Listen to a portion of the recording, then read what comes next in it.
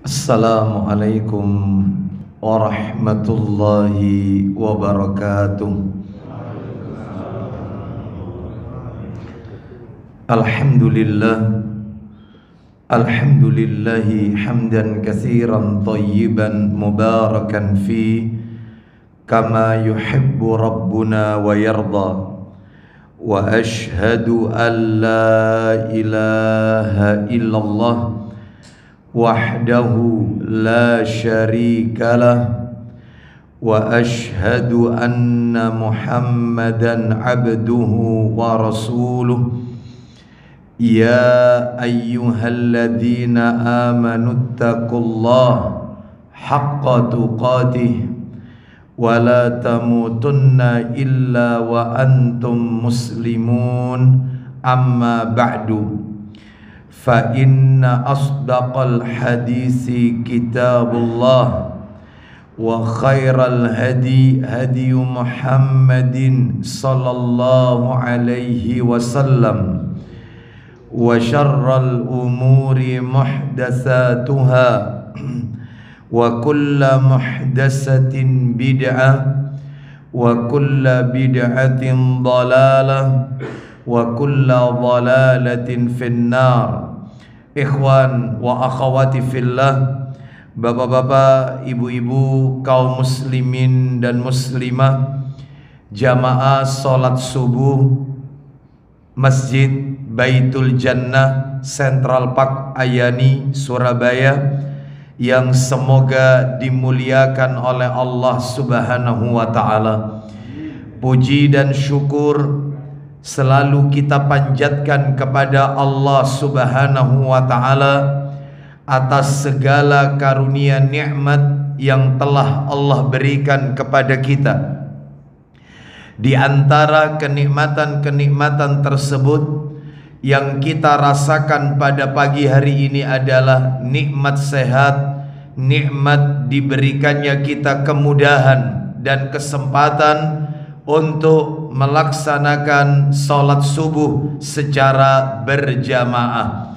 Semoga apa yang Nabi sabdakan dalam hadisnya, man shallal bardaini dakhalal jannah, barang siapa yang mengerjakan sholat pada dua waktu yang dingin, baginya adalah surga. Yang dimaksud dengan sholat pada dua waktu yang dingin adalah sholat subuh dan sholat asar. Semoga kita semua termasuk hamba-hamba Allah yang Nabi sebutkan di dalam hadis tersebut. Semoga Allah memasukkan ke dalam surganya kelak di yaumil akhir. Bapak ibu sekalian rahimani wa rahimakumullah, lebih dari itu, selain kita telah mengerjakan ibadah sholat subuh berjamaah, dilanjutkan dengan talabul ilmi, menuntut ilmu. Nabi sallallahu alaihi wasallam beliau bersabda, man salaka tariqan yaltamisu fihi ilman sahalallahu lahu bihi tariqan ilal jannah. Barang siapa yang menempuh jalan untuk mencari ilmu, maka Allah akan memudahkan baginya jalan menuju surga. Semoga kita semua termasuk di dalamnya.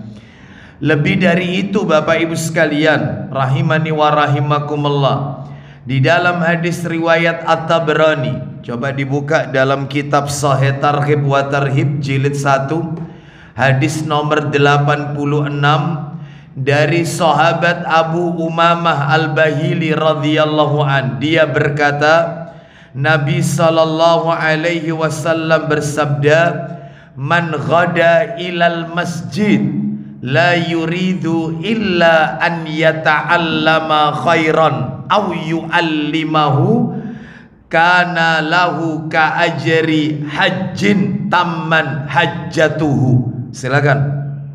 Dari Abu Umamah radhiyallahu an, dari Nabi sallallahu alaihi wasallam beliau bersabda. Apa isi sabdanya? Barang siapa pergi pagi-pagi ke masjid. Siapa yang pagi-pagi pergi menuju masjid, la yuridu illa an yata'allama khairan au yu'allimahu. Silakan. Dia tidak ingin kecuali belajar kebaikan atau mengajarkannya. Berarti yang Nabi bicarakan di dalam hadis ini dua orang. Orang yang pertama yang belajar kebaikan-kebaikan di dalam Islam, penuntut ilmu. Orang yang kedua yang menyampaikan kebaikan-kebaikan tersebut. Dua-duanya kata Nabi mendapatkan pahala. Silakan. Maka dia meraih pahala seperti orang yang berhaji, dan di mana hajinya sempurna. Hajinya sempurna. Ini menunjukkan kepada kita keutamaan yang besar bagi orang yang belajar agama dan menyampaikan ilmu agama kepada umat. Mudah-mudahan Allah Subhanahu wa taala memberikan pahala tersebut kepada kita semua. Hadis ini bukan berarti menggugurkan kewajiban haji, menggugurkan rukun Islam yang kelima, bukan. Hadis ini hanya sekadar menunjukkan nilai yang sama seperti orang yang menunaikan ibadah haji dan hajinya sempurna. Baik Bapak Ibu sekalian, rahimani wa rahimakumullah. Pagi hari ini saya diminta oleh takmir Masjid Baitul Jannah Central Park Ayani Surabaya untuk menyampaikan materi seputar iktikaf. Jadi saya tidak melanjutkan pembahasan kitab yang sebelumnya, yaitu tentang madza yuhibbun nabi sallallahu alaihi wasallam, apa-apa yang dicintai Nabi dan apa-apa yang dibenci Nabi. Itu kita pending dulu pembahasannya. Kita akan lanjutkan jika Allah pertemukan kita pada kesempatan-kesempatan yang akan datang. Jadi hari ini lebih bersifat insidentil atau tematik, karena memang momennya sesaat lagi kita akan memasuki 10 hari yang terakhir di bulan Ramadan, yaitu pembahasannya seputar iktikaf. Saya beri judul saja, iktikaf sesuai sunnah. Iktikaf sesuai sunnah. Bapak Ibu kaum muslimin dan muslimah rahimani wa rahimakumullah, dari 13 amalan yang Nabi ajarkan kepada kita untuk dilakukan di bulan Ramadan, baik amalan-amalan yang sifatnya wajib maupun amalan-amalan yang sifatnya sunnah, salah satunya adalah iktikaf. Jadi kalau mau diurut dari awal 13 amalan tersebut di bulan Ramadan, yang pertama puasa, wajib hukumnya puasa Ramadan, bahkan termasuk rukun Islam yang nomor 4 setelah zakat. Yang kedua adalah sholat tarawih bersama imam sampai imam selesai.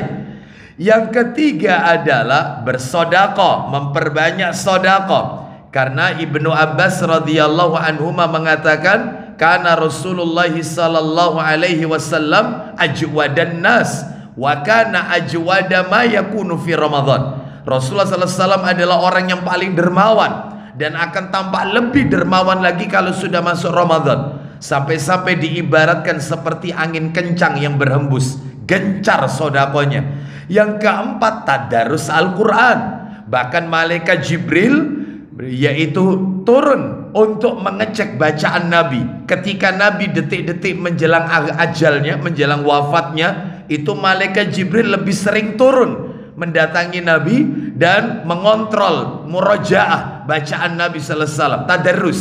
Lah ini juga kita harus tingkatkan bacaan Al-Quran kita. Sebagaimana ulama-ulama terdahulu, Utsman bin Affan radhiyallahu an khatam 30 kali di bulan Ramadan. Imam Syafi'i rahimahullah khatam 60 kali di bulan Ramadan. Umar bin Khattab radhiyallahu an menyuruh dua orang imam untuk mengimami sholat tarawih. Yang pertama sahabat Tamim Ad-Dari radhiyallahu an, yang kedua sahabat Ubay bin Ka'ab radhiyallahu an untuk mengimami sholat tarawih. Dan ayat yang disuruh adalah setelah Al-Fatihah, setiap satu rakaatnya 200 ayat. Sehingga para sahabat yang waktu itu jadi makmum, mereka bertelekan, mereka bersandar ke yaitu tongkat atau tiang-tiang masjid karena panjangnya, dan itu sebanyak 23 rakaat di zaman Umar radhiyallahu an.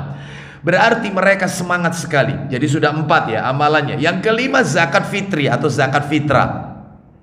Yang keenam Bapak Ibu sekalian, memberi buka puasa orang yang sedang berpuasa. Memberi buka puasa orang yang sedang berpuasa. Yang ketujuh, amalan yang diajarkan oleh Nabi sallallahu alaihi wasallam adalah menyegerakan berbuka dan mengakhirkan sahur. Mengakhirkan sahur, menyegerakan berbuka. Yang kedelapan, umroh di bulan Ramadan kalau bisa. Mudah-mudahan jika tahun ini kita belum berkesempatan, semoga Allah takdirkan kita semua tahun-tahun berikutnya umroh di bulan Ramadan. Sebab sahabat bertanya kepada Nabi, "Fama ya'dilu hajja ma'ak?" Wahai Rasulullah, ganjaran apa, pahala apa yang setara dengan haji bersamamu? Maka dijawab oleh Nabi, umratun fi Ramadan, umrah di bulan Ramadan. Ganjarannya setara dengan haji bersama Rasulullah. Yang ke-9, mengoptimalkan ibadah, yaitu pada 10 hari yang terakhir. Nah itu ya, lah masuk kategori di sini. Yang ke-10 lebih spesifik, yaitu i'tikaf. Yang ke-11 adalah di antara amalannya, yaitu yang ke-11 kalau tidak salah, yang ke-11 ini disebutkan oleh menjaga lisan di bulan Ramadan. Karena kata Nabi, man lam yada' qaulaz zuri wal amala bihi falaisa lillahi hajatun fi an yada'a ta'amahu wa syarabahu. Siapa yang tidak bisa meninggalkan ucapan dusta, sumpah palsu, kata-kata kotor, jorok, maka Allah tidak butuh kepadanya apakah dia mau meninggalkan makan minumnya ataukah tidak. Seakan-akan Nabi mengatakan dia mau puasa mau enggak, Allah enggak butuh. Ini karena lisannya tidak dijaga. Yang ke-12, tetap semangat di bulan Ramadan. Karena Nabi puasa di bulan Ramadan seumur hidup 9 kali. 9 kali Nabi puasa, yang 6 kali semuanya perang. 6 kali semuanya perang. Perang Badar Ramadan, Fathul Makkah Ramadan. Seakan-akan Nabi hendak mengajarkan kepada umatnya, Ramadan ini bulan semangat, bulan jihad, bulan aktivitas tinggi, bukan bulan luyu-luyuan, tidur-tiduran. Lalu termakan hadis palsu, naumus shaim ibadah, tidurnya orang puasa itu ibadah, sehingga kerjaannya kalau puasa tidur melulu. Habis subuh tidur, bangun zuhur, sholat zuhur tidur lagi, bangun asar. Waduh, kalau kayak begini bagaimana dia bisa mendapatkan pundi-pundi amal dari Allah Azza wa Jalla? Baik, jadi itu hadis palsu, tidurnya orang puasa itu ibadah. Baik Bapak Ibu sekalian, jadi Nabi semangat betul mengajarkan kepada umatnya untuk serius beramal di bulan Ramadan. Yang terakhir, kalau nggak salah yang ke-13 itu adalah amalan yang dilakukan di bulan Ramadan. Mohon maaf tidak hadir dalam ingatan saya ini ya. Insya Allah nanti kita sebutkan berikutnya jika ingat kembali. Yang ke-13 saya agak lupa ini. Baik Bapak Ibu sekalian, nah salah satunya adalah i'tikaf. I'tikaf ini disyariatkan dan Nabi mengajarkannya kepada kita. Baik, agar kajian kita tertata dengan baik terkait i'tikaf sesuai sunnah, saya bagi menjadi 12 poin. Ya tentunya nanti kita singkat-singkat aja ya. 12 poin terkait i'tikaf. Yang pertama, definisi i'tikaf. Apa itu i'tikaf? Yang kedua, dalil disyariatkannya i'tikaf. Mana dalilnya? Kalau i'tikaf itu disyariatkan, Quran ayatnya di mana, hadis Nabi riwayatnya di mana, kan begitu. Jadi kita tidak boleh melakukan ibadah tanpa ada dalil, ya, tanpa ada petunjuk dari Allah dan Rasul sallallahu alaihi wasallam. Nomor 3, hukum i'tikaf, wajib atau sunnah. Nanti kita akan lihat hukumnya. Yang keempat, apa tujuannya disyariatkannya i'tikaf? Ngapain kita ini kok disuruh i'tikaf, itu tujuannya apa? Hikmahnya apa? Itu yang keempat. Yang kelima Bapak Ibu sekalian, syarat-syarat bagi orang yang i'tikaf. Nah ada syaratnya, mulai masuk ini. Syaratnya, orang kalau mau i'tikaf ada syaratnya. Apa syaratnya? Nanti kita lihat. Itu yang nomor 5. Yang nomor 6, rukun-rukun bagi orang yang i'tikaf, nggak boleh ditinggalkan. Namanya aja rukun, wajib. Sama seperti kita kalau sholat ada rukun sholat. Apa rukun sholat? Di antara rukun sholat adalah satu, niat. Yang kedua, takbiratul ihram. Yang ketiga, baca al-fatihah. Itu rukun. Ditinggalkan, maka tidak sah sholatnya. Begitu juga ini i'tikaf, ada rukunnya. Kalau ditinggalkan, ya maka i'tikafnya tidak sah. Ini yang keenam. Yang ketujuh, i'tikaf bagi wanita muslimah. Bagaimana hukumnya? Wanita muslimah i'tikaf, keluar dari rumah lalu dia menginap beberapa hari di masjid, ya. Nanti kita sebutkan itu nomor 7. Nomor 8, waktu memulainya. Kapan masuk masjid itu, mulai i'tikaf itu tanggal berapa? Mulainya itu. Terus berakhirnya kapan? Terus batas minimalnya berapa hari? Apa boleh i'tikaf itu cuma 1 jam, 2 jam? Atau mungkin 1 hari 24 jam. Setelah itu enggak, karena dia terbentur pekerjaan dan seterusnya. Nanti kita akan bahas. Ini yang nomor 8. Nomor 9, perkara-perkara yang dapat membatalkan i'tikaf. I'tikaf seseorang bisa batal, gagal total. Itu kalau nanti terkena beberapa perkara. Itu materi nomor 9. Yang ke-10, perkara-perkara yang makruh bagi i'tikaf, bagi orang yang i'tikaf. Ketika i'tikaf, makruh itu dibenci Bapak Ibu, nggak disukai. Bukan haram, bukan, tapi dibenci. Allah dan Rasulnya nggak suka, ya. Tapi bukan haram. Ini yang nomor 10. Yang ke-11, hal-hal yang diperbolehkan ketika i'tikaf. Apa saja? Orang kalau sudah i'tikaf, yang boleh itu apa saja? Ya seperti misalnya makan dan minum di dalam masjid boleh, ya. Seperti itu. Atau kunjungan istri kepada suaminya, mungkin istrinya mengirimkan makanan ke suaminya sehingga suami harus keluar dari masjid itu untuk mengambil makanan. Ini nggak apa-apa yang kayak begini, masih dibenarkan. Nanti kita akan bahas itu. Yang ke-11. 12, amalan-amalan yang dilakukan oleh mu'takif. Siapa mu'takif? Orang yang i'tikaf. Orang yang i'tikaf itu disebut mu'takif. Mu'takif. Baik, apa amalannya? Ngapain aja Ustadz? Sekian hari di masjid itu kita harus ngapain aja? Nah ini nanti yang materi nomor 12. Sekarang kita akan bahas ringkas saja ya, karena ini memang panjang materinya, jadi bisa tuntas tentang i'tikaf sesuai sunnah. Yang pertama, definisi. Definisi, Bapak Ibu sekalian rahimani wa rahimakumullah. Saya langsung aja makna definisi i'tikaf secara bahasa etimologi, ya. Itu adalah tekun dalam melaksanakan sesuatu. Tekun dalam melaksanakan sesuatu, yaitu namanya i'tikaf. Tekun dalam melaksanakan sesuatu. Apakah definisi ini ada dalilnya, ada dasarnya? Ada. Dasarnya yaitu di surat nomor 21 Al-Anbiya. Kita lihat ini surat Al-Anbiya, ayatnya ayat yang ke-52. Surat 21 ayat 52. Allah Ta'ala berfirman, kita dengarkan. إِذْ قَالَ لِأَبِيهِ وَقَوْمِهِ مَا هَذِهِ التَّمَاثِيلُ الَّتِي أَنْتُمْ لَهَا عَاكِفُونَ. Yaitu akifun. Kita lihat artinya. Silakan dibaca. Ingatlah ketika Ibrahim berkata kepada bapaknya. Silakan. Ingatlah ketika Ibrahim berkata kepada bapaknya. Siapa bapaknya Nabi Ibrahim? Azar. Dalam riwayat yang lain, Azar itu bukan nama bapaknya Nabi Ibrahim. Azar itu julukannya, nama aslinya itu Tarikh. Tarikh itu nama aslinya. Baik, ulama berbeda masalah ini ya. Baik, kita lanjutkan aja. Apa kata anak kepada bapaknya? Ibrahim kepada bapaknya, sang produsen berhala ini, pembuat berhala. Silakan. Bapaknya dan kaumnya. Ya. Patung-patung apakah ini yang kamu tekun beribadah kepadanya? Loh, lihat kata-katanya. Akifun, kamu tekun menyembahnya. Kamu tekun melakukan sesuatu kepada berhala itu, tekun. Jadi i'tikaf itu adalah tekun dalam melaksanakan sesuatu. Ini secara bahasa. Adapun Bapak Ibu sekalian, secara istilah, terminologi, nah ini i'tikaf adalah, nah ini yang lebih lengkap ini. I'tikaf itu artinya seseorang yang tinggal atau menetap di dalam masjid.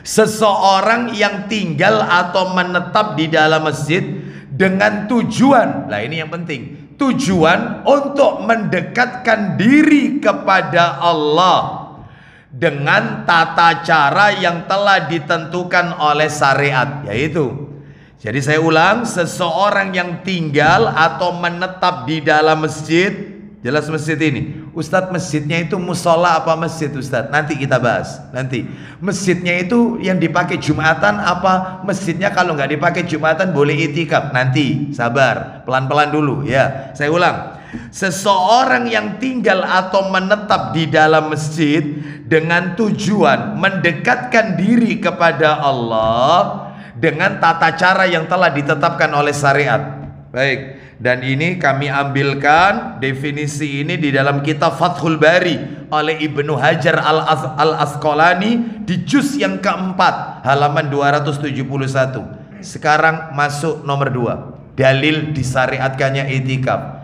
Di mana dalilnya? Lumayan dalilnya ini, agak banyak. Di antaranya adalah ayat Quran. Saya sebutkan ayat Quran satu aja. Tolong dibuka Al-Baqarah. Al-Baqarah, surat Al-Baqarah, ayatnya 125. Al-Baqarah 125. Ternyata dalil disyariatkannya itikaf ada di ayat ini. Al-Baqarah 125. Allah Ta'ala berfirman, Wa idh ja'alna al-baita mathabatan lin-nasi wa amnan wattakhidhu min maqami Ibrahim musalla wa 'ahidna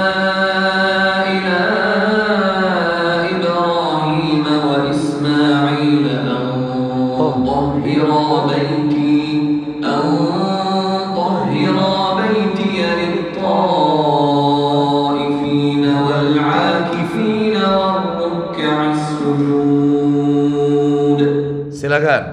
Dan ingatlah ketika kami menjadikan rumah itu, Ka'bah, yaitu Baitullah, tempat berkumpul bagi manusia dan tempat yang aman, dan jadikanlah sebagai makom Ibrahim tempat sholat. Baik, makom Ibrahim sebagai tempat sholat. Makanya orang kalau setelah tawaf itu kan sholat 2 rakaat di belakang makom Ibrahim. Rakaat pertama baca Al-Kafirun, rakaat kedua baca Al-Ikhlas. Nah begitu. Terus lanjut, teruskan. Dan telah kami perintahkan kepada Ibrahim dan Ismail. Apa perintah Allah kepada Nabi Ibrahim dan putranya yaitu Ismail? Ismail yaitu putra Nabi Ibrahim dari jalur Hajar, yaitu dari ibu Hajar. Adapun kalau Ishak dari ibu Sarah. Lanjut, teruskan. Bersihkanlah rumahku.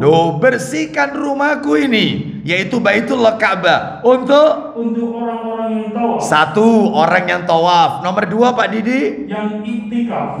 Iktikaf disebut ya, bersihkan rumahku ini untuk mereka yang tawaf, yang iktikaf ya. Makanya luar biasa pelayanan di sana Bapak Ibu sekalian ya. Mulai dari wangi-wangiannya sampai pada pembersihan lantainya semuanya, Masya Allah ya. Pelayannya itu ribuan Bapak Ibu sekalian.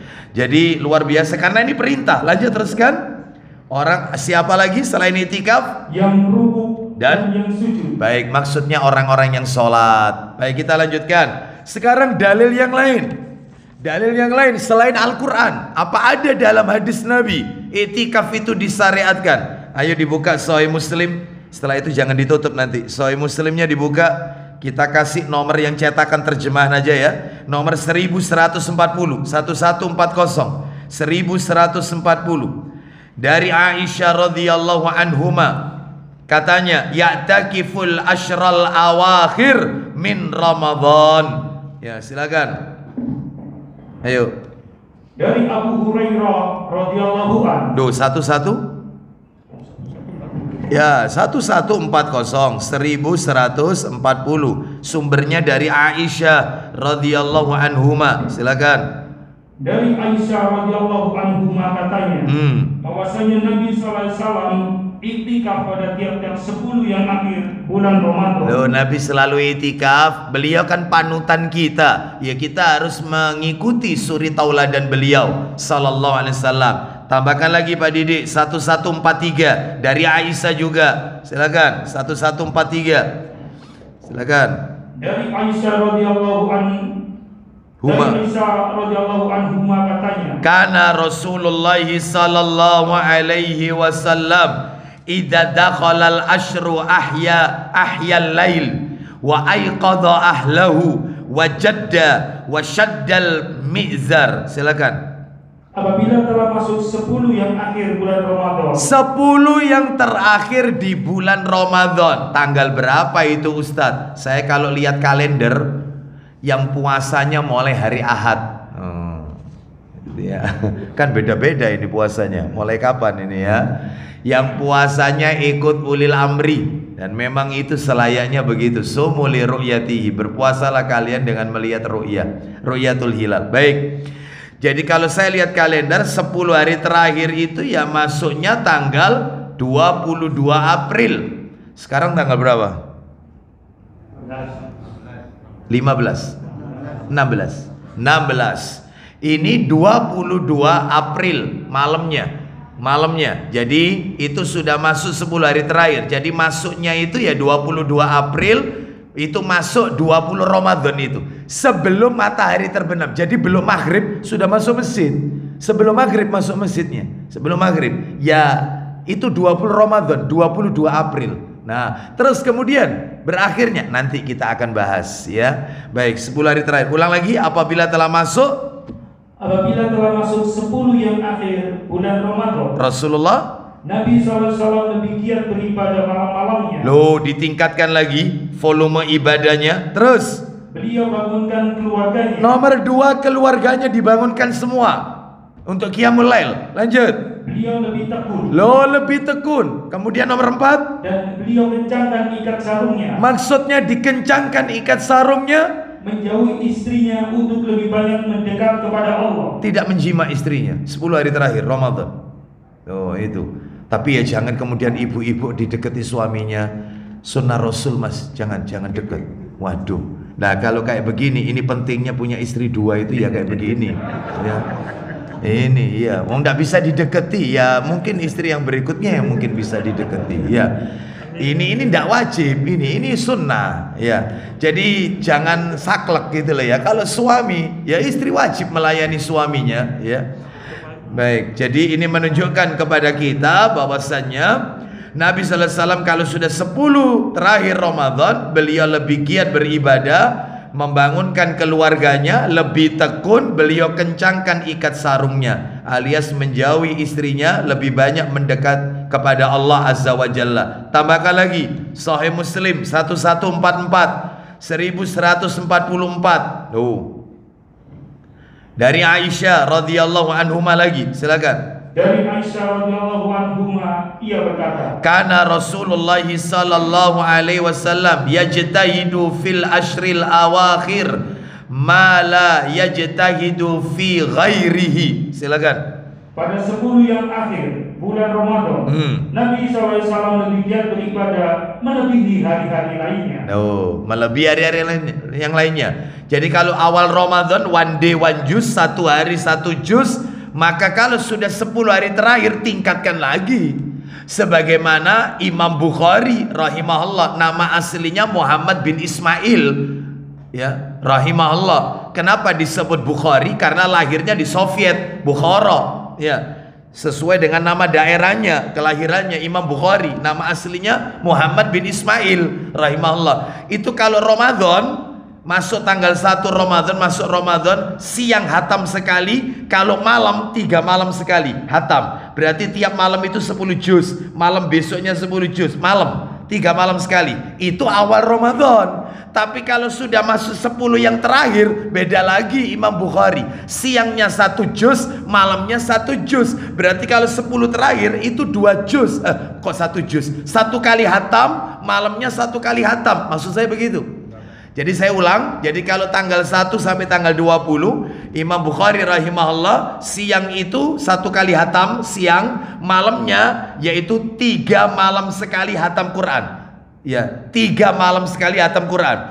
Tapi kalau sudah masuk 10 hari yang terakhir, siangnya khotam sekali, malamnya khotam sekali. Berarti 2 kali khotam. Itu Imam Bukhari. Jadi ditingkatkan. Ya. Terus lanjut kita lihat sekarang dalil. Tambahkan lagi 1144 terakhir. 1144. Sudah ya. Coba yang Sahih Bukhari. Sahih Bukhari nomornya 1003 An Abi Hurairah radhiyallahu an qala kana an-nabiy sallallahu alaihi wasallam ya'takifu fi kulli ramadan asyratan ayyamin falamma kana al-amu alladhi qubida fihi i'tikaf 20 yauman. Masya Allah. Silakan. Dari Abu Hurairah radhiyallahu anhu ia berkata, lanjut, biasanya Nabi SAW iktikaf pada tiap-tiap bulan Ramadan 10 hari. 10 hari yang terakhir. Terus, tetapi pada tahun di mana beliau wafat, ketika beliau akhir hidupnya menjelang wafat, iktikafnya berapa hari Pak Didi? Beliau iktikaf 20 hari. Menjelang akhir hidupnya beliau iktikafnya tambah 20 hari. Semakin tua semakin semangat ibadahnya. Ya, bukan semakin kendor, semakin luntur dan lentur. Bukan ya, semakin semangat. 20 hari itikafnya. Berarti ini menunjukkan kepada kita bahwasanya itikaf itu disyariatkan. Ya, kita lanjutkan. Dan katanya para alim ulama, itikaf itu kalau dilakukan boleh di bulan Ramadan, boleh di luar Ramadan, boleh. Dan kalau itikaf dilakukan di luar Ramadan, itu disunahkan, yaitu tetap melakukan ibadah puasa sunnah. Mana dalilnya? Ayo dibuka Sahih Bukhari, yaitu tadi nomor 1001 tambahkan Bukhari 1001. Silakan. Ayo dari ya silakan 1001. Ayo. Dari Aisyah radhiyallahu anha ia berkata, ya, biasanya Nabi SAW iktikaf pada 10 yang akhir daripada bulan Ramadan. 10 hari yang terakhir. Terus, maka saya buatkan untuk beliau sebuah tenda. Terus, sesudah sholat subuh beliau masuk ke dalam tenda itu. Lanjut. Kemudian Hafsah minta izin kepada Aisyah untuk membuat pula sebuah tenda. Ternyata, maka diberi izin kepada Aisyah. Terus, lalu Hafsah membuatnya. Lanjut. Ketika tenda itu kelihatan oleh Zainab binti Jahsy, maka Zainab membuat pula sebuah tenda untuknya. Akhirnya istri-istri Nabi yang lain itu membuat tenda di dalam masjid. Karena wanita, ya nanti syaratnya ketat wanita itu kalau itikaf. Jadi keluar masuknya wanita nggak boleh diketahui laki-laki. Ya, jadi kalau masjid Baitul Jannah ingin menyelenggarakan itikaf untuk wanita harus tertutup betul, harus tertutup. Keluar masuknya nggak bisa laki-laki tahu, nggak boleh.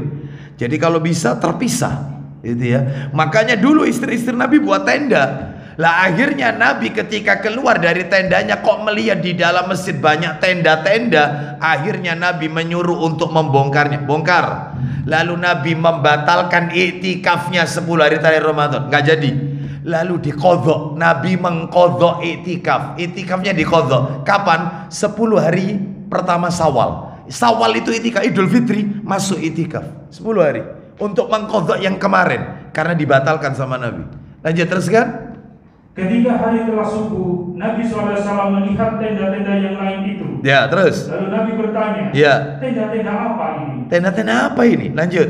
Maka diceritakan orang kepada beliau apa adanya. Terus. Lalu Nabi bersabda, ya, apakah baiknya menurut pikiran Anda tenda-tenda itu bagi mereka? Teruskan. Lalu beliau menghentikan iktikafnya dalam bulan itu. Nah, Ramadan dihentikan, gak jadi iktikaf, dibatalkan. Terus kemudian beliau iktikaf pada 10 hari bulan Syawal. Nah, 10 hari di bulan Syawal diqadha. Loh, terus kalau iktikafnya di luar Ramadan, apakah tetap puasa? Sunnahnya puasa. Ya puasa apa Ustaz? 6 hari di bulan Syawal kan ada 6 hari puasa sunnah. Nah, seperti itu ya. Baik, wallahu a'lam bishawab. Sekarang kita lanjutkan nomor 3, hukum iktikaf. Hukum iktikaf, hukumnya Bapak Ibu sunnah. Sunnah, tidak wajib.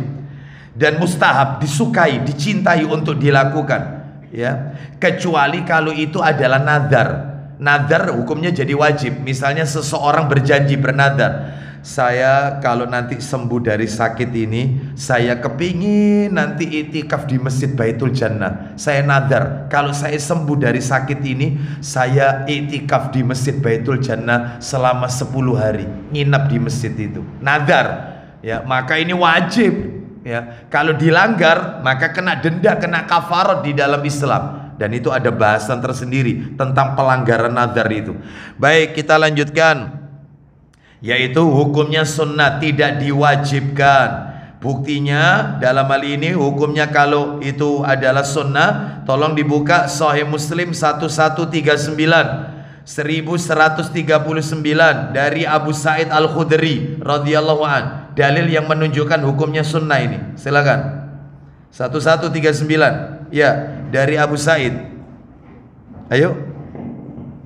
Dari Abu Sa'id Al-Khudri radhiyallahu an, ia berkata, ya, Rasulullah SAW itikaf pada 10 awal bulan Ramadan. Terus. Kemudian dilanjutkannya pada 10 pertengahan. Terus. Dalam sebuah goba kecil yang pintunya ditutup dengan tikar. Terus. Lalu beliau ambil tikar itu dan diletakkannya di sudut goba. Terus. Kemudian diulurkannya kepalanya seraya berujar memanggil orang banyak. Ya. Maka mendekatlah mereka kepada beliau. Lalu beliau bersabda, apa itu? Aku telah itikaf sejak 10 awal bulan untuk mendapatkan malam qadar. Terus. Kemudian 10 yang pertengahan. Terus. Kemudian dikatakan kepadaku bahwa malam qadar itu terdapat pada 10 yang akhir. Baik, jadi Nabi itu 10 hari pertama Ramadan itikaf, saking kepinginnya dapat Lailatul Qadar, ngejar. Terus kemudian dilanjutkan lagi 10 pertengahan Ramadan, 10 hari yang kedua Ramadan. Loh, bayangkan. Lalu dipanggil orang banyak. Sesungguhnya Lailatul Qadar itu adanya 10 hari yang terakhir Ramadan. Lah sejak saat itulah ditetapkan. Ya, baik. Jadi ini ada bahasan khusus tentang Lailatul Qadar. Saya nggak nyentuh itu ya. Saya tidak menyentuh Lailatul Qadar. Saya hanya membahas iktikaf karena itu ada bahasan tersendiri itu. Baik, kita lanjutkan nomor 4. Tujuan disyariatkannya iktikaf. Apa sih tujuannya? Bapak Ibu sekalian, kata para alim ulama, hikmahnya banyak. Hikmahnya banyak. Yang bisa kita ambil adalah, yaitu yang bisa kita ambil tujuan disyariatkannya Lailatul Qadar, yaitu yang pertama, kesempatan untuk mendapatkan Lailatul Qadar itu lebih banyak. Tujuannya itikaf. Kesempatan untuk mendapatkan Lailatul Qadar itu lebih besar. Lebih besar. Yang kedua, tujuannya adalah kesempatan untuk mendekatkan diri kepada Allah lebih banyak. Biasanya kan kita ini disibukkan dengan urusan duniawi, Bapak Ibu sekalian. Ya, maka dengan iktikaf sudah tidak mikiri masalah duniawi. Sebab ada orang itu ketika iktikaf, maka tetap ya bawa bonbonan, bawa catatan itu ya, terus ngurusi pekerjaan lewat masjid. Itu pernah. Jadi pernah terjadi berapa tahun yang lalu ya, sebelum pandemi ya, itu kita ada di masjid ya, ternyata ada orang itu pagi itu telepon dia ya wes kiriman barang yang ngono, terus iku ojo lali tagihan ngomong dorong anu iki loh lah kok ngurusin ini. Sudah, kalau itikaf itu nak ngurusi begini ya, sudah alternatkan kepada yang lain, sudah murni ibadah, mikiri yaitu tentang kekurangan ibadah yang selama ini yaitu dia tinggalkan, maka dia harus tingkatkan ibadahnya. Jadi begitu. Jadi ada yang sesama teman itikaf ngobrol, ya. Yang diobrolkan itu bukan masalah agama, ya. Wingi kapan nih Real Madrid itu biro-biro ngapain bahas Real Madrid sama. Nah ini loh, kayak gini ini nggak boleh, tinggalkan, ya. Jadi kesempatan untuk mendekatkan diri kepada Allah lebih banyak yang biasanya ngurusi duniawi. Nah, seperti itu. Ya, ada lagi yang ditelepon istrinya, "Bah, iki sepatunya arek-arek durung tuku lho." Lah wis lah kon metu ambek anakmu tuku. Astagfirullah, kok bahas masalah sepatu. Ini loh, ya ini sudah tinggalkan. Itu. Ustadz ini pas betul ya Ustadz ini ya. Nah itu, karena memang sering kita saksikan yang seperti ini sesama teman itikaf itu macam-macam. Ya, saya tidak sebut namanya ya. Ini nanti menggunjing. Ini kan kita tidak tahu ya. Baik Bapak Ibu sekalian. Nah, kesempatan yang berikutnya, kesempatan untuk bertaubat kepada Allah ya, lebih banyak. Berbanyak taubat dari dosa-dosa yang kita lakukan sepanjang tahun. Ya, terutama dosa sama orang tua. Terutama itu dosa sama istri. Mungkin suka membentak ya. Mungkin suka membodoh-bodohi istri, ya. Dosa kepada anak, kasar mungkin ucapan kita, dosa dengan tetangga. Ini sebab apa? Sebab kalau dosa kepada Allah yang ada kaitannya hablum minallah, maka cukup dengan sholat sunat taubat, kelar sudah, istighfar kelar. Innal hasanati yudhibna sayyiat. Sesungguhnya kebaikan-kebaikan itu dapat menghapus dosa, kesalahan. Clear. Tapi dosa hablum minan nas nggak bisa. Dosa sesama manusia nggak bisa. Yaitu misalnya dia suka mengganggu tetangga, suka mengguncing, suka menghibah, lalu dia istighfar, atau mungkin di depan Ka'bah, ya Allah ampuni, nggak bisa sampai kita minta maaf kepada orang tersebut. Misalnya lagi nyuri sandalnya orang, sandal dimasukkan tas, lalu dia bertobat, ya Allah ampuni dosa-dosaku, ya Allah ini terakhir, ya Allah terakhir. Nggak bisa, nggak mungkin diterima oleh Allah. Kembalikan dulu sandalnya orang baru bertobat. Nah seperti itu, bukan titip ini ya. Baik, terus kesempatan terakhir, kesempatan memperbanyak membaca Al-Quran. Iya, karena itikaf itu yang diperbanyak bacaan Al-Quran, yang biasanya itu mungkin cuma sekian ayat karena benturan dengan pekerjaan. Ketika itikaf, ya kan tidak bekerja, ya seperti itu. Artinya full di masjid, ya kesempatan memperbanyak membaca Al-Quran. Kita lanjutkan Bapak Ibu sekalian, yang nomor 5 pembahasannya, syarat-syarat bagi orang yang itikaf. Syarat yang pertama beragama Islam, harus Islam. Orang kafir nggak bisa. Mana dalilnya? Dalilnya yaitu di dalam Al-Quranul Karim. Suratnya surat nomor 19, ayatnya 19. Suratnya surat nomor 9 At-Taubah. Surat nomor 9 At-Taubah. Ayatnya ayat 18. Surat nomor 9 ayatnya 18. Allah Ta'ala berfirman, Innama ya'muru masajidallahi man amana billahi wal yawmil akhir wa aqama as-salata wa ata az-zakata wa lam yakhsha illa Allah fa'asa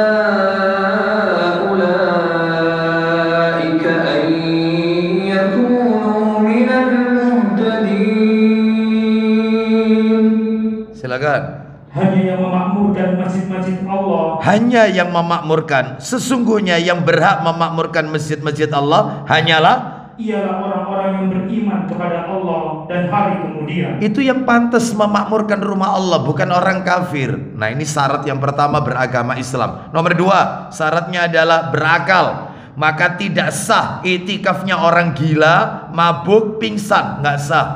Hilang akal soalnya. Jadi harus berakal.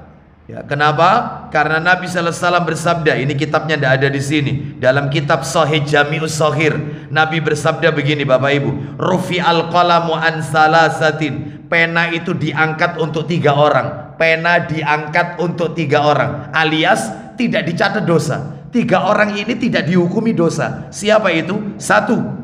Anin naimi hatta yastaiqidha, yaitu dari orang yang tidur sampai bangun dari tidurnya. Orang ketiduran itu nggak dosa. Misalnya ini, karena terkena pengaruh obat jam 10 pagi tidur, ternyata bangunnya itu asar, duhur itu lewat, sholat duhur kelewat, sudah nggak sholat duhur, maka begitu bangun ya langsung sholat duhur. Apakah dia dosa Pak Ustadz? Enggak, karena pena itu diangkat tidak tercatat dosa bagi orang yang tertidur. Tapi jangan kemudian sudah tahu, mungkin ngelilir gitu ya, oh duhur wis engko ae. Nah ini beda ini beda ini ya. Ini sengaja ini yang kayak begini nih, nggak boleh. Ini yang tertidur. Yang kedua, wa anis sobiyyi hatta yashibba, dari anak kecil sampai ia menjadi balik. Anak kecil nggak sholat nggak apa-apa, nggak dosa. Anak kecil nggak puasa Ramadan nggak dosa. Ini yang kedua, ini anak kecil yang belum balik. Yang nomor 3 lah ini, wa anil ma'tuhi hatta yakil, dari orang gila sampai ia sadar. Makanya orang gila tidak dibebani syariat. Wong dia ngurusi dirinya sendiri aja yaitu tidak bisa, apalagi menjalankan ibadah.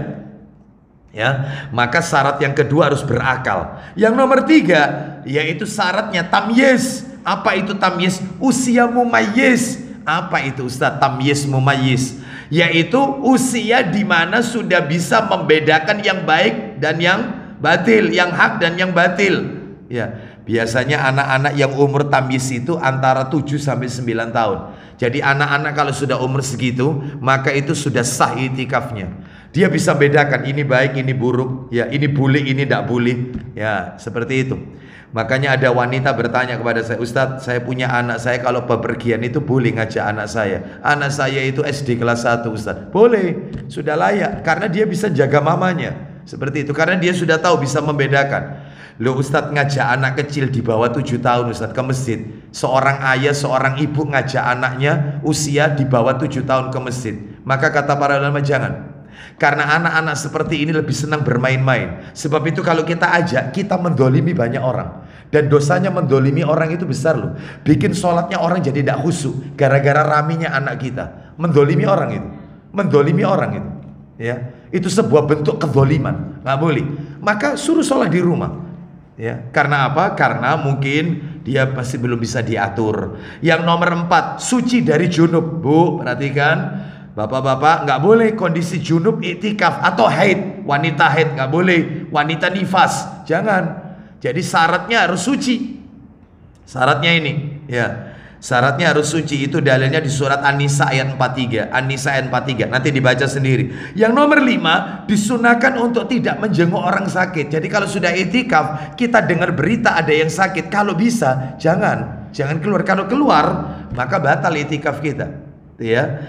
Baik, seperti itu. Yang ke-6, disunahkan untuk tidak mengantarkan jenazah. Iya, kita dengar ada si fulan meninggal, ya Allah, teman saya itu, jamaah saya itu, ya Allah, saya itikaf, ini gimana? Ini kalau keluar batal, keluar, ya. Jadi cukup doakan saja, Allah maghfir lahu warhamhu wa'afihi, dan seterusnya. Jadi tidak mengantarkan jenazah. Yang berikutnya, yang ketujuh, tidak boleh melakukan jima. Nggak boleh. Tidak boleh itikaf kok melakukan jima. Ini nggak boleh, ya. Baik, Bapak Ibu sekalian, apa ya ada Ustadz seperti ini? Bapak Ibu sekalian, mohon maaf, kan ada masjid itu memiliki ruangan-ruangan, ya, ruangan-ruangan untuk ustadz-ustadz safar, ustadz-ustadz dari luar kota, atau misalnya para musafir yang datang. Lah ruangan itu untuk mereka, tamu-tamu dan seterusnya. Dan ruangan itu ada di dalam wilayah masjid, ya. Seperti itu. Ustadz, batasnya masjid itu apa sih Ustadz? Ya pagar. Kalau masjidnya punya pagar, ada pagarnya, maka semua yang dilakukan di dalam pagar itu, ya, maka itu adalah untuk ibadah kepada Allah. Berarti Ustadz jualan promo umroh diletakkan yaitu di dalam pagar itu, di dalam area masjid. Nggak boleh, karena ini termasuk promo, ini jualan. Nggak boleh. Kadang-kadang ada, yaitu masjid itu ada tulisan tetap menjaga prokes, protokol kesehatan. Terus di bawahnya ada sponsornya, sponsor by apa gitu ya, Beautik mana. Nggak boleh yang kayak begini. Ini sama dengan jualan ini, nggak boleh. Makanya air kemasan itu kalau bisa botolnya yang ada itu harus dilepas, sehingga tidak menimbulkan kesan ini jualan. Nggak boleh. Ada seorang ustadz memberikan kajian, yaitu misalnya manasik umroh, di belakangnya ada flyer KBIH-nya. Nah ini nggak boleh, sama dengan jualan ini nggak boleh. Masjid nggak boleh dijadikan seperti ini, kecuali kalau di luar pagar masjid, itu bukan wilayah masjid. Saya nggak tahu masjid Baitul Jannah ini pagarnya di mana. Ada pagarnya, ada di itu ya. Oh ya sudah ditunjuk sama takmirnya. Ya nanti nggak boleh sampai ke bawah, nggak boleh, ya, nggak boleh jualan seperti itu. Kita lanjutkan. Nah ini tidak boleh melakukan jima. Yang ke-8, tidak boleh keluar masjid kecuali karena kebutuhannya benar-benar mendesak, buang hajat, buang air kecil, ini ya, itu. Atau misalnya mengambil kiriman dari keluarga kita, makanan, itu. Yang ke-9, apabila itikaf di luar Ramadan, maka disyariatkan yang afdol adalah berpuasa. Tapi kalau tidak puasa nggak apa-apa. Kalau nggak puasa nggak apa-apa. Cuman yang dibenarkan itu adalah, yang diutamakan itu puasa. Yang ke-10 terakhir, tempatnya lebih afdol masjid jami. Tempatnya masjid jami, Bapak Ibu sekalian. Nah ini, masjid itu Bapak Ibu, ya, masjid itu ada dua Bapak Ibu sekalian. Ada masjid jami, ada yang ghairu jami. Masjid jami itu masjid yang dipakai sholat Jumat, seperti Baitul Jannah ini masjid jami. Ini masjid jami. Al-Hikmah itu masjid jami, ya. Meskipun masjidnya kecil, tapi kalau dipakai Jumatan itu masjid jami. Lah kita tidak, kadang-kadang itu memaknai masjid jami. Masjid jami itu Ustadz masjid yang dekat alun-alun, yang kubahnya besar. Bukan. Setiap masjid yang dipakai sholat Jumat itu jami. Lah itu syaratnya itikaf harus di situ. Lah terus kalau di musola Ustadz, masjidnya cuma dipakai sholat 5 waktu tapi tidak ada Jumatan. Boleh tidak di situ? Boleh. Boleh. Tidak mengapa. Ya, sah itikafnya. Ya, nah ini perhatikan ini. Ada keterangan dari para ulama. Perhatikan ini. Mohon maaf ini. Saya tekankan, mohon maaf. Iktikaf di masjid, saya ulang. Iktikaf di masjid bukanlah syarat untuk mendapatkan Lailatul Qadar. Lailatul Qadar itu terkait dengan waktu, bukan dengan tempat. Jadi kalau panjenengan pas mudik, waktunya malam-malam ganjil, panjenengan tidak bisa iktikaf, panjenengan masih berhak mendapatkan Lailatul Qadar kalau waktunya dipakai untuk ibadah. Pas mudik untuk zikir, wirid, itu. Jadi Lailatul Qadar ini tidak ada kaitannya sama tempat. Itu nggak ada. Itu.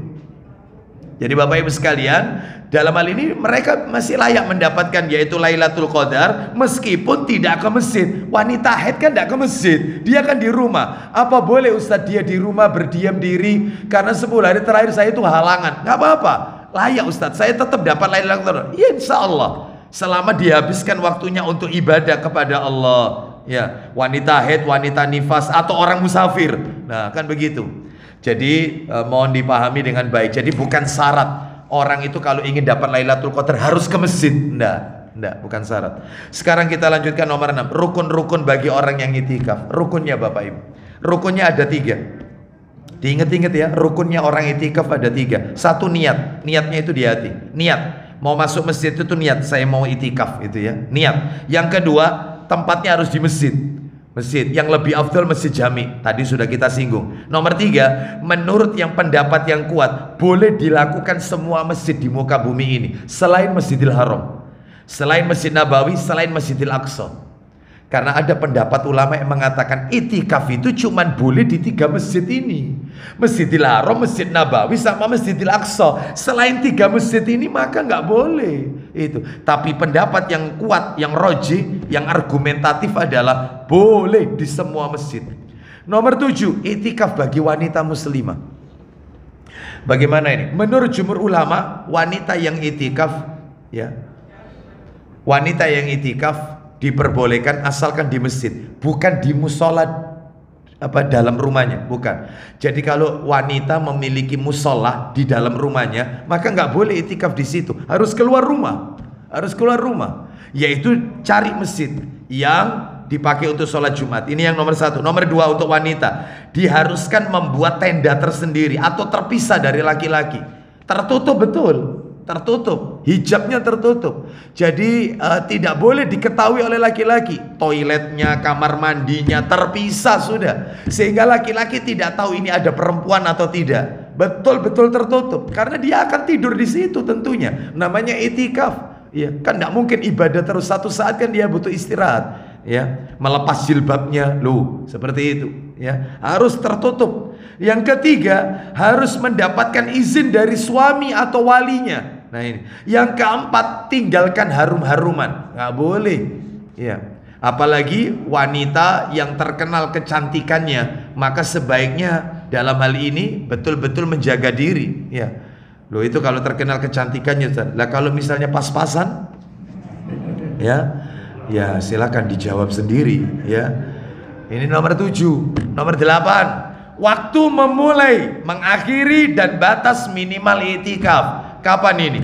Bapak Ibu, yang pertama, iktikaf itu dimulai sebelum matahari terbenam. Sebelum matahari terbenam, sebelum maghrib. Pada tanggal 20 Ramadan. Bapak Ibu kalau lihat kalender, 20 Ramadan itu jatuhnya 22 April.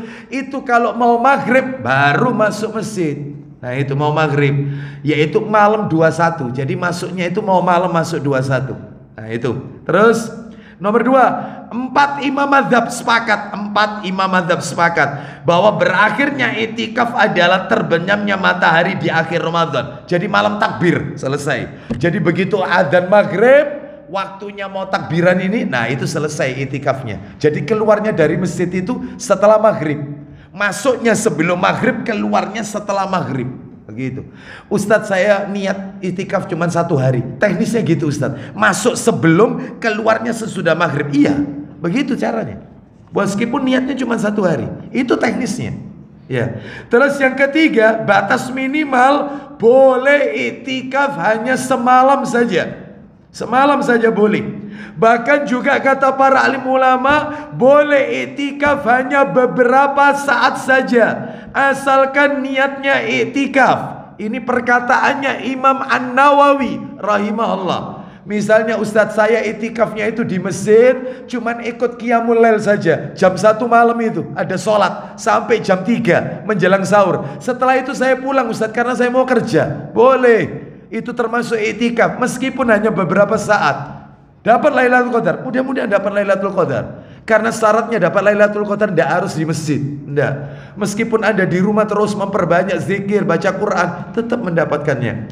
Kita lanjutkan yang ke-9, perkara yang membatalkan itikaf. Nah ini perkaranya ada 7. Yang nomor 1, keluar dari batasan salah satu masjid.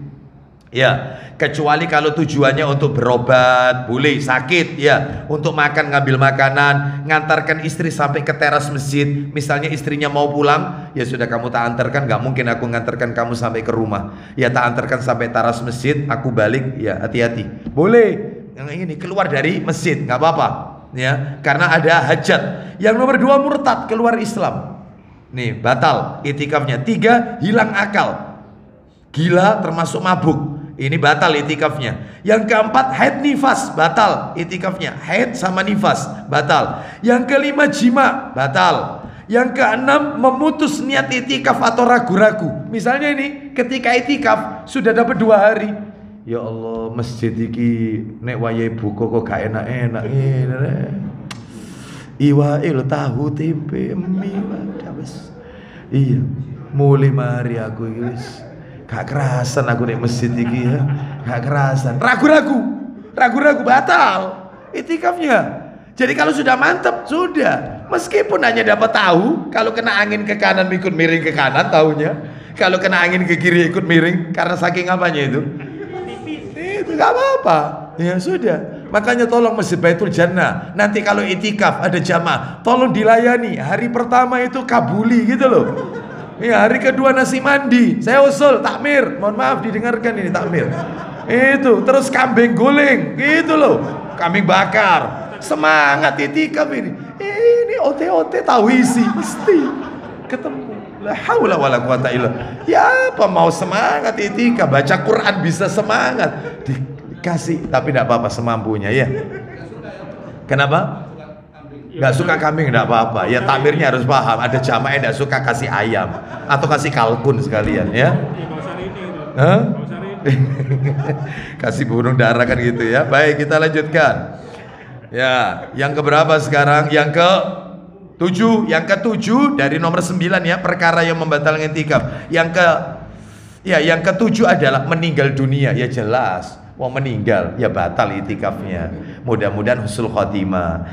Terus yang terakhir nomor 10 sekarang, pembahasan nomor 10. Perkara-perkara yang makruh, dibenci, tidak disukai ketika itikaf. Apa itu? 1, ngobrol yang mendatangkan dosa, riba ya, atau dusta, debat, mencaci, ini nggak boleh ya, menghibah. Ketika itikaf melakukan itu nggak boleh, dibenci. Nomor 2, diam, tidak berbicara sama sekali, diam dok ya. Diajak ngomong sama temannya, Pak sudah tadi Al-Qurannya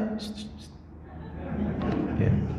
Afwan, itikaf ini loh boleh ngomong, itu boleh ya, boleh. Yang tidak boleh itu kalau tidak bermanfaat. 3, sibuk mengurus urusan dunia, yaitu tadi.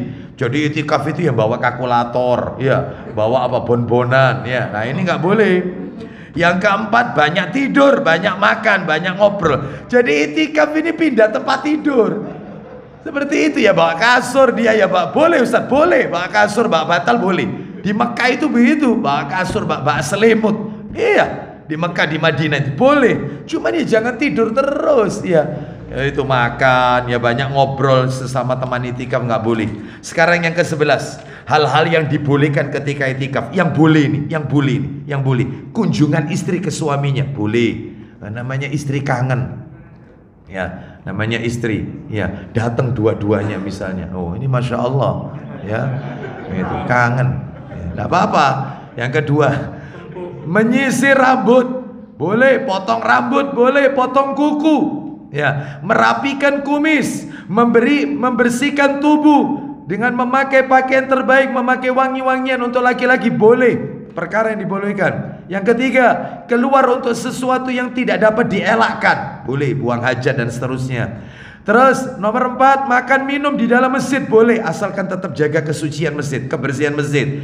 Yang kelima, mengambil tempat tertentu dalam masjid sebagai tempat itikaf. Jadi dia sudah booking, boleh. Aku nanti itikaf di pojok sana ya. Sudah, ini tempat saya ini. Sampai dikasih batas. Ini ya, barang-barangnya ditaruh di pojok situ. Boleh, nggak apa-apa. Buat kapling untuk itikaf soalnya. Boleh. Nggak apa-apa. Terus membawa tempat tidur, kasur ke dalam masjid boleh. Melakukan lamaran nikah boleh. Nikah ketika itikaf boleh. Cuman ya tahan dulu, jangan jima. Terakhir, wanita yang istihadhah boleh itikaf. Istihadhah, bukan haid. Darah yang keluar di luar kebiasaan wanita. Terakhir, nomor 12. Nah, ini yang paling penting, amalan yang dilakukan. Nah, kalau kita itikaf, Pak, itu ada 8 amalan, Pak, yang harus kita lakukan. Kalau itikaf, 8 amalan. Diingat-ingat ya. 1, baca Al-Quran. Baca Al-Quran. Nomor 2, memperbanyak mempelajari Al-Quran dan hadis-hadis Nabi. Makanya saya sarankan, mohon maaf ini usulan ya, usulan. Diterima monggo, tidak diterima tidak mengapa. Contohnya Masjid Baitul Jannah, kalau ngadakan itikaf 10 hari terakhir, tolong datangkan ustadz. Ya, memberikan kajian setiap hari. Mau menjelang berbuka, atau misalnya itu apa ini ketika menjelang sholat tarawih, atau apa ini qiyamul lail, menjelang subuh ada kajian, atau ba'da subuh tetap ada kajian, tetap, sehingga mereka yang itikaf itu tetap dapat ilmu, mendengarkan ayat Quran, mendengarkan hadis Nabi, tetap dapat. Ya, sampai-sampai saya pernah menjumpai sebuah masjid, Pak, mohon maaf ini masjidnya itu rilis sama Roja TV. Jadi ada itu untuk akhwat diberikan layar lebar untuk laki-laki. Jadi pagi habis subuh itu disetelkan ceramah kajian ustadz-ustadz kita relay dengan Roja TV. Nah, Ustadz Yazid, Ustadz Firanda, Ustadz. Jadi mereka dengarkan taklim. Nanti setelah itu 1 jam dimatikan, selesai. Silakan baca Quran, melanjutkan aktivitas itikaf. Wah itu, ya boleh, ini nggak apa-apa. Jadi tetap menuntut ilmu, gitu ya, tetap. Terus kemudian banyak berzikir. Banyak berzikir, ini nomor 3. Nomor 4, banyak berdoa. Doanya itu yang ditingkatkan terus diulang-ulang. Allahumma innaka afuwun tuhibbul afwa fa'fu anni. Itu doanya diulang-ulang terus kalau itikaf. Yang kelima, banyak istighfar. Terus istighfar, minta ampun. Yang keenam, banyak baca sholawat. Sholawat Nabi terus yang diajarkan Nabi. Terus yang ketujuh, merenungi kesalahan dan mengambil pelajaran atas apa yang telah terjadi untuk memperbaiki langkah ke depannya. Jadi merenung, muhasabah. Ya Allah, setahun yang lalu saya durhaka sama orang tua saya. Lisan saya suka nyakiti. Ya Allah, saya tidak pernah jenguk orang tua saya. Ya Allah, mudah-mudahan ya Allah melalui itikaf ini untuk kedepannya saya harus lebih baik lagi sama orang tua saya. Ini pintu surga saya ya Allah. Saya sama istri kasar, sama anak-anak saya kasar ya. Saya suka dusta ya. Introspeksi, muhasabah, nangis, minta ampun kepada Allah. Yaitu itikaf itu. Terus yang terakhir, yang berikutnya 8, memperbanyak mengerjakan sholat sunnah. Iya, sholat duha itu ya, qobliyah ba'diyah, sholat sunnah isyraq suruk. Nah itu terus ditingkatkan. Wallahu a'lam bishawab. Demikian Bapak Ibu sekalian yang bisa kami sampaikan. Mohon maaf karena waktunya sudah lewat Bapak Ibu. Ya, saya tidak buka tanya jawab ya, karena saya sendiri harus beranjak ke Karangploso ya, Batu ya, untuk menjemput putri saya. Demikian saya cukupkan sampai di sini saja. Mudah-mudahan Ramadan tahun ini bukan Ramadan yang terakhir bagi kita.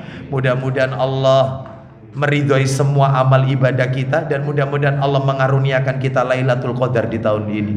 Kita tutup wassallallahu ala nabiyyina wa ala alihi washabihi wasallam. Subhanakallahumma wa bihamdika asyhadu an la ilaha illa anta astaghfiruka wa atubu ilaik. Wa akhiru da'wana anil hamdulillahi rabbil alamin. Assalamualaikum warahmatullahi wabarakatuh.